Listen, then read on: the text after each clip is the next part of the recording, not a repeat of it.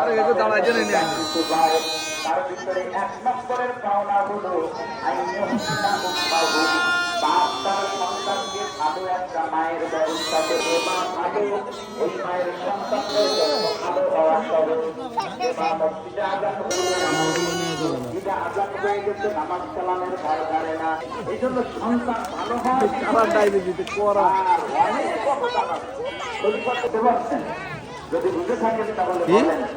পরবর্তী কি বিষয় হবে বিয়ের পরে না এটা এটা কি মন চাইলে